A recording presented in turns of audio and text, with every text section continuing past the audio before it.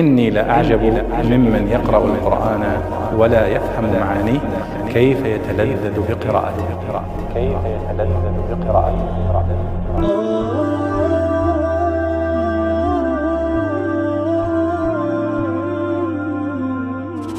جس پر ہم آج بات کریں گے اور وہ ہے علی و جمع القرآن الکریم، حضرت علی کرم اللہ تعالی وجہ اور قرآن مجید کی جمع اور تدوین.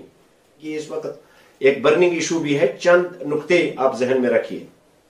اس میں سب سے پہلے دیکھ لیجئے حضرت علی کرم اللہ تعالی وجہ کا کیا دور رہا ہے، ان کا کیا دور کا مطلب رول، ان کا کیا رول رہا ہے قرآن پاک کے جمع تدوین میں. اس ضمن میں ہمارے ہاں ایک تو ہمارے شیعہ بھائیوں کے ہاں کچھ تواریخی شواہد ہیں جو ان کے ہاں معتبر ہیں، اور کچھ ہمارے ہاں معتبر ہیں جن کو وہ نہیں مانتے، اور کچھ ان کے ہاں معتبر ہیں ان کو ہم نہیں مانتے، لیکن کچھ ایسے ہیں کہ جن کو دونوں مانتے.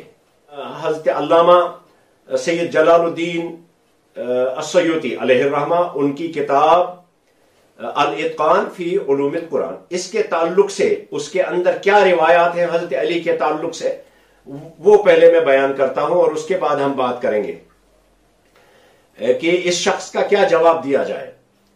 یہ قدرتی طور پہ ہم اس پر ڈسکس کرتے تھے اور ہم وہیں پہنچ گئے. شاید یہ خدا کی طرف سے ایک اشارہ ہے کہ ہم اس پر بات کریں. اس میں سب سے پہلی بات فقد ورد فی الاتقان، علامہ سیوطی جلال الدین سیوطی علیہ الرحمہ کی کتاب الاتقان میں وارد ہوا ہے ما يدل على ان اول من جمع القرآن بعد وفات النبی صلی اللہ علیہ وسلم ہوا علی بن ابی طالب. ہمارے ہاں یہ کتاب معتبر ہے، اور اس کے اندر ایک روایت ہے کہ پہلا شخص کہ جس نے رسول اللہ صلی اللہ علیہ وسلم کے بعد قرآن مجید کو جمع کیا یا اس کی سعی کی یا کوشش کی، یہ اولین کوشش تھی، اور یہ تھے حضرت علی بن ابی طالب رضی اللہ تعالیٰ عنہ. ابھی ہم اس کے بعد بات کریں گے. اور یہ تو حضرت امام سیوطی جلال الدین سیوطی علیہ الرحمہ نے یہ روایت لائی ہے اور یہ بات کہی ہے، اور یہ ہم سب کے ہم معتبر ہے. اور ہم اس بات کو تسلیم کرتے ہیں کہ ہاں حضرت علی کرم اللہ تعالی وجہ نے ایک نسخہ قرآن مجید کا تیار کیا تھا، اور وہ ابتدائی شکل تھی. اور حضرت امام سیوطی نے ایک روایت یہ بھی لائی ہے جو امام ابو داود جو صحاح ستہ میں ایک مشہور کتاب ہے، اخرج ابن ابی داود فی المصاحف من طریق ابن سیرین، حضرت ابن سیرین کے طریقے یعنی ان کے سلسلے سے بات اوپر تک جاتی ہے کہ قال علی، کہ علی رضی اللہ تعالی عنہ نے ارشاد فرمایا لما توفی رسول اللہ صلی اللہ علیہ وسلم، جب حضور صلی اللہ علیہ وسلم کا اس دنیا سے رخصت ہونے کا وقت قریب آیا، اور آپ اس بستر پر بیٹھے تھے جس بستر میں آپ امت سے جدا ہو گئے. علیت اللہ آخذ علی ردائی، تو میں نے اس وقت یہ پکا ارادہ کر لیا کہ میں تب تک اپنی چادر نہیں بدلوں گا.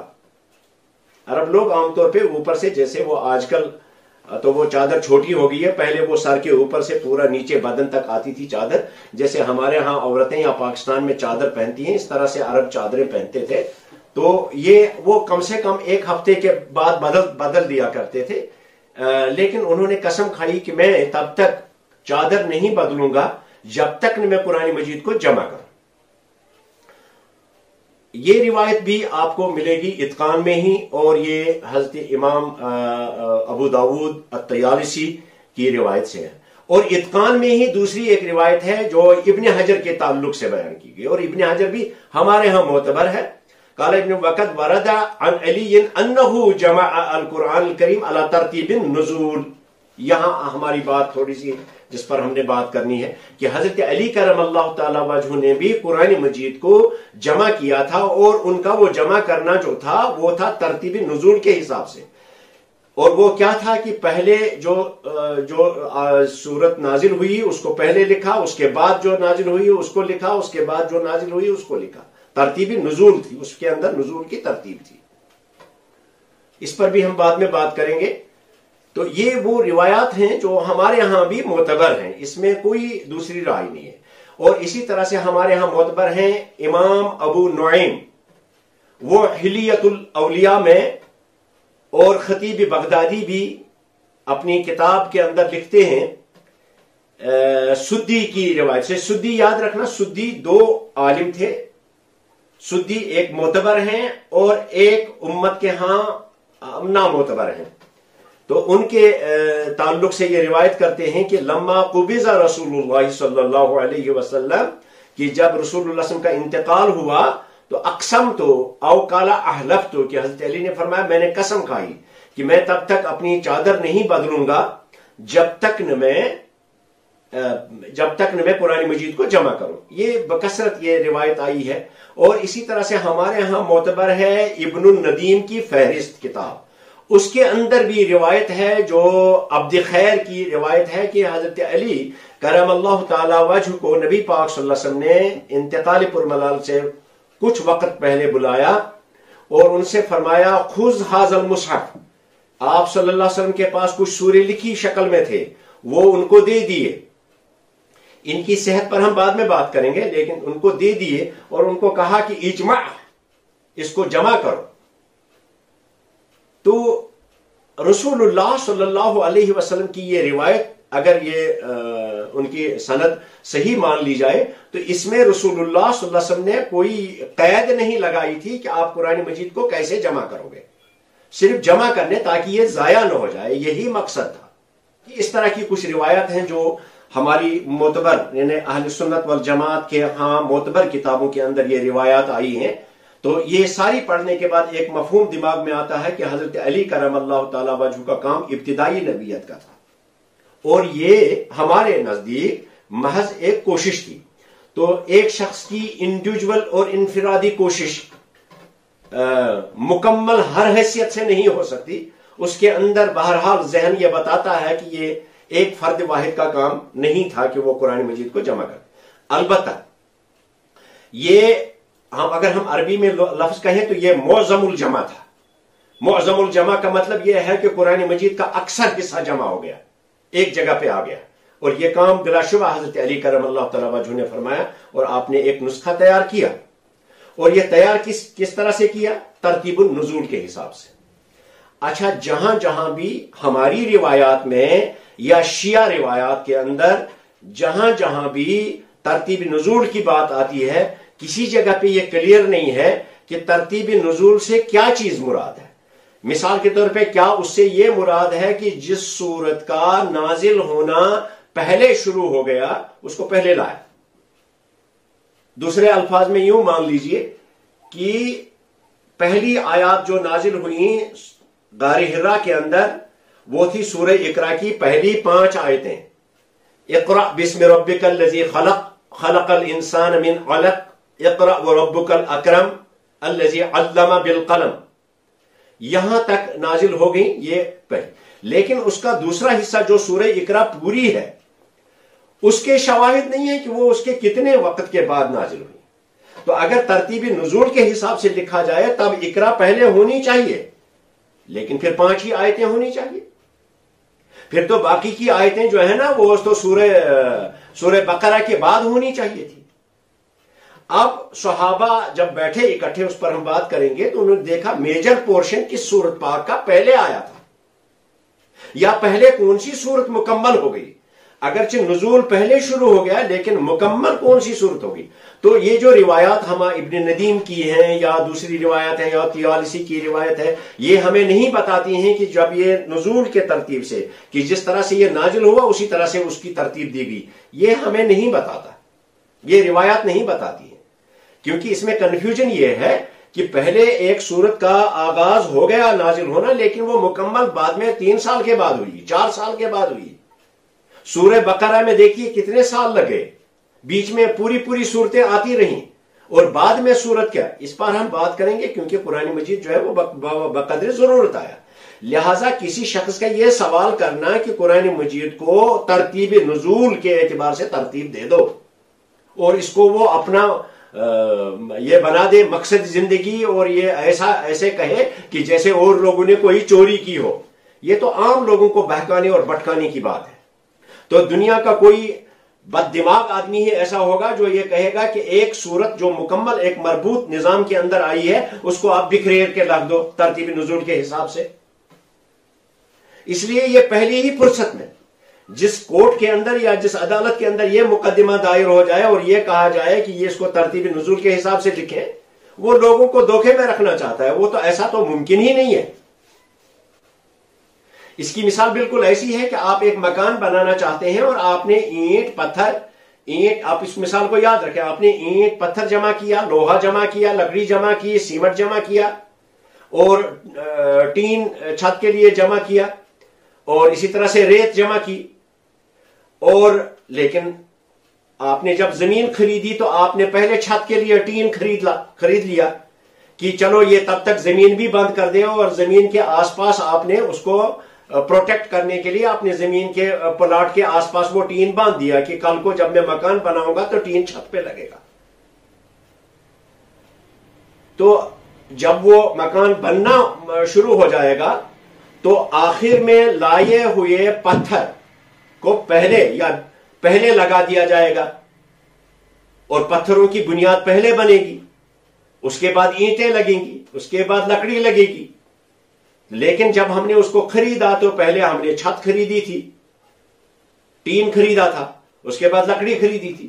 تو جب مکان بنانے لگیں گے تو ایک پاگل آ گیا اور ایک احمق آ گیا اور اس نے یہ کہا کہ ارے بھائی آپ لوگوں نے تو پہلے ٹین خریدا تھا، پہلے ٹین کا استعمال کرو. تو جس ترتیب سے آپ نے چیزیں خریدی ہیں اسی ترتیب سے یہ لگا لو. یہ تو احمقانہ سوال ہے. یہ تو ایک this is the question raised by a layman, one who does not know anything about قرآن.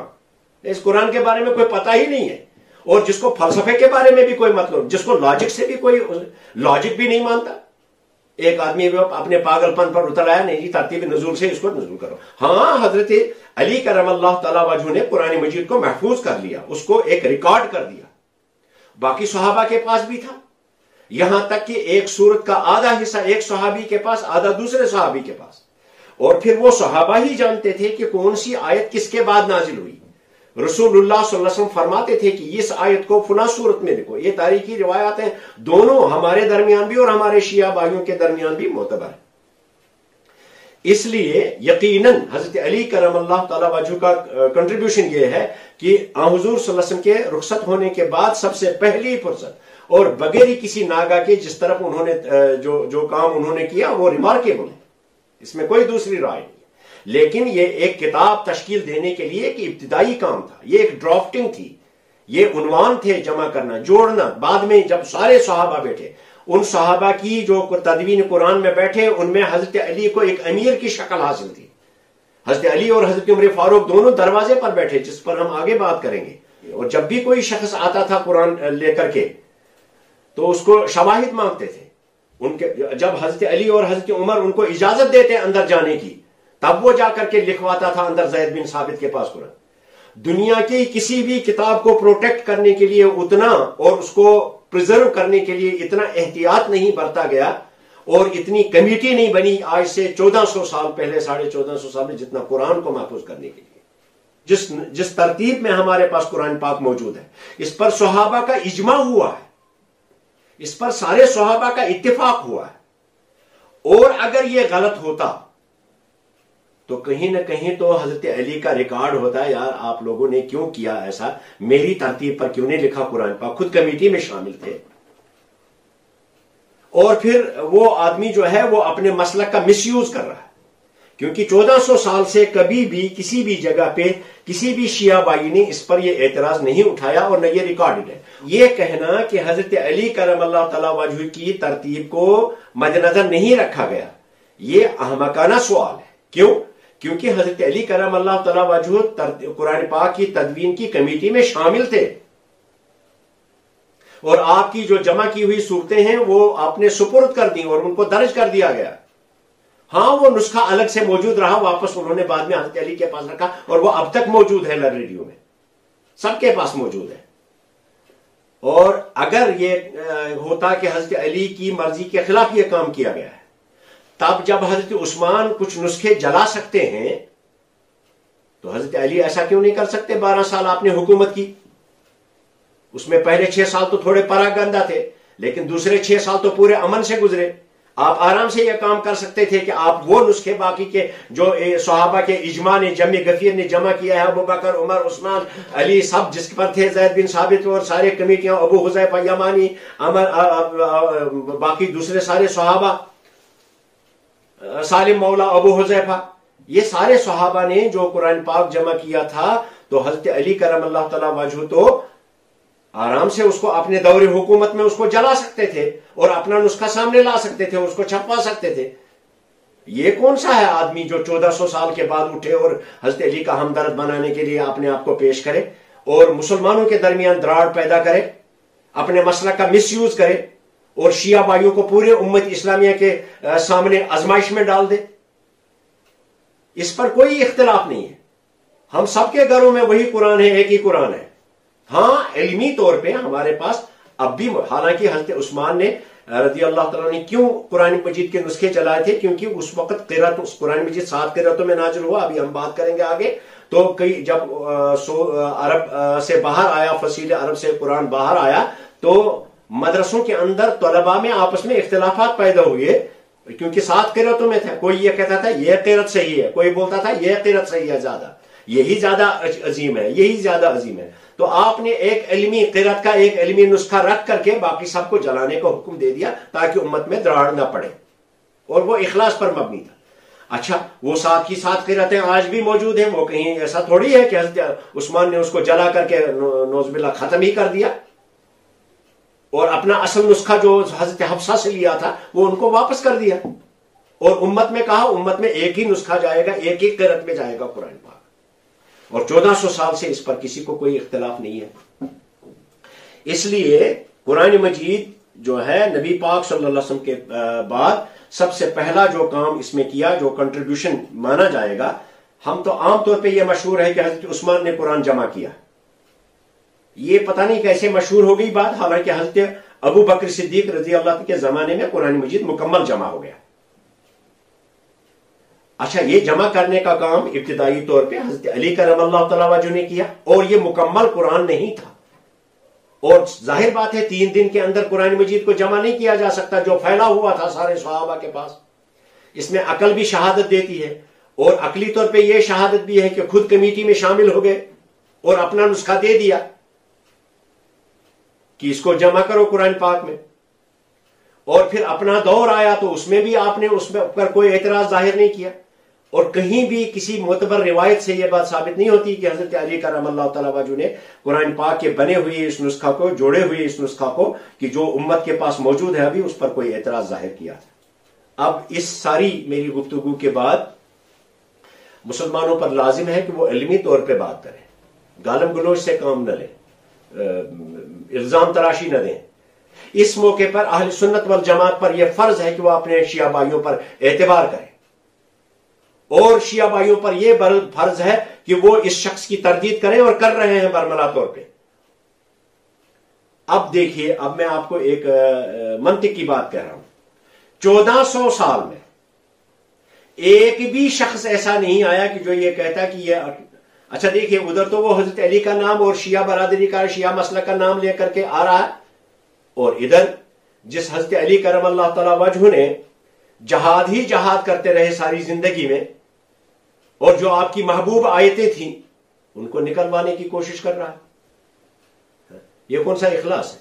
کیا سیاسی منصب حاصل کرنے کے لیے وہ اپنے مسلک کا مذہب تو کر تو کیا، مذہب کا تو کیا، اب اپنے مسلک کو بھی وہ استعمال کر رہا ہے تاکہ وہ اعلیٰ مناصب یا حکومت کے بڑے ایوانوں میں وہ آدمی پیارا ہو جائے. اس لیے اس کا کوئی اعتبار نہیں ہے. ہمارے درمیان اس میں کوئی اختلاف نہیں ہے. قرآن مجید کا یہ نسخہ جو ہمارے پاس موجود ہے، ساری قرأتیں بھی محفوظ ہیں، ساری قرأتیں محفوظ ہیں، ساری جن قرأتوں میں بھی قرآن مجید نازل ہوا. البتہ عوام کے اندر صرف ایک قرأت میں قرآن مجید آیا ہے، باقی ساری قرأتیں کتابوں میں موجود ہیں اور محفوظ ہیں، اور ترتیب نزول بھی موجود ہے، وہ کہیں گم نہیں ہوئی ہے، وہ برابر موجود ہے. اس پر ساری امت کا اتفاق ہے، اور پورے صحابہ کے اتفاق کے ساتھ پورے 4 خلفاء کے دور میں کبھی بھی ریکارڈ نہیں ہے کہ جو قرآن جمع کیا گیا اس قرآن میں کوئی کوتاہی ہے، کوئی کمزوری ہے. اس پر صحابہ کا اتفاق اور اجماع تھا، جس میں اہل بیت بھی شامل ہیں اور صحابہ بھی شامل ہیں، اس کا اتفاق ہو گیا۔ اس لیے ایک شخص جو ہے وہ احمقانہ طریقے پہ اپنے مسلک کو استعمال کرتا ہے، اور اپنے مسلک کو اس وقت اس نے بہت بڑی آزمائش میں ڈال دیا ہے۔